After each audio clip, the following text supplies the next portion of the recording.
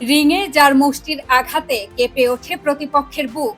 জীবন তাকে একসময় এমন লড়াইয়ের সামনে দাঁড় করিয়েছিল যেখানে প্রতিপক্ষ ছিল দারিদ্র্য, অনিশ্চয়তা আর অভাব। তিনি রটাং জিতমুয়াংনান, দ্য আয়রন ম্যান। তবে তার গল্প শুধু একজন ফাইটারের বিশ্বজয়ের গল্প নয়, বরং শূন্য থেকে উঠে দাঁড়ানোর এক অনন্য উপাখ্যান।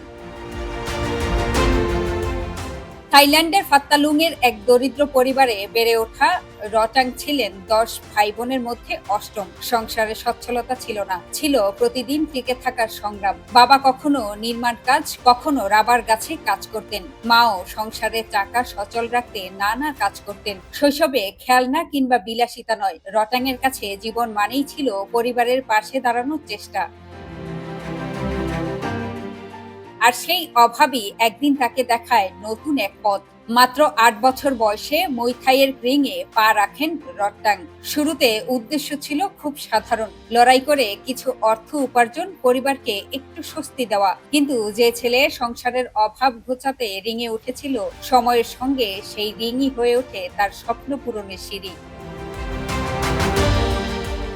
তবে পথটা মোটেও মসৃণ ছিল না। একসময় টানা কয়েকটি লড়াইয়ে হার, অর্থকষ্ট আর অনিশ্চয়তায় রট্টাংয়ের ক্যারিয়ারও থমকে গিয়েছিল। এমনকি হারিয়ে ফেলেছিলেন লড়াই করার প্রেরণাও। কিন্তু কথায় আছে যে নদী যত বেশি বাধা পায় তার স্রোত তত বেশি দুর্বার হয়। রট্টাংও থামেননি, আবার ঘুরে দাঁড়িয়েছেন, আরো কঠিন হয়েছেন, আরো ক্ষুধার্ত হয়েছেন সাফল্যের জন্য।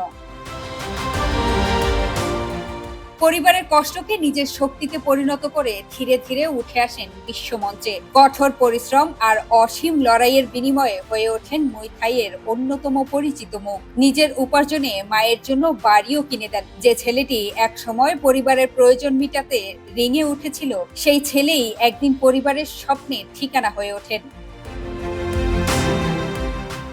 কিন্তু রট্টাংয়ের জীবনের সবচেয়ে আলোচিত অধ্যায় আসে রিংয়ের বাইরে। 2023 সালে সহযোদ্ধা আইদা লুক সাইকংডিনকে বিয়ের পর তার জীবনে আসে আরেক বড় পরিবর্তন। বিয়ের পর রট্টাং ইসলাম গ্রহণ করেন এবং শাহাদাত পাঠ করে মুসলিম হওয়ার কথা প্রকাশ্যে জানান।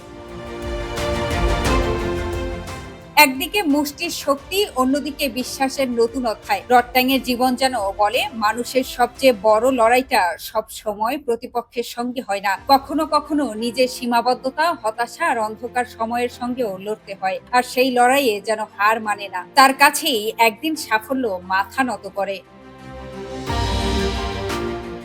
আজ রট্টাংয়ের নাম শুনলে চোখের সামনে ভেসে ওঠে দুর্ধর্ষ এক ফাইটারের ছবি। কিন্তু সেই ছবির পেছনে আছে অভাবের ঘর, পরিবারের দায়িত্ব, পরাজয়ের কষ্ট আর বারবার ঘুরে দাঁড়ানোর গল্প। তাই রট্টাং শুধু রিংয়ের আয়রন ম্যান নয়, তিনি প্রমাণ করেন পরিস্থিতি মানুষকে থামাতে পারে, কিন্তু হার না মানা মানুষকে পরাজিত করতে পারে না।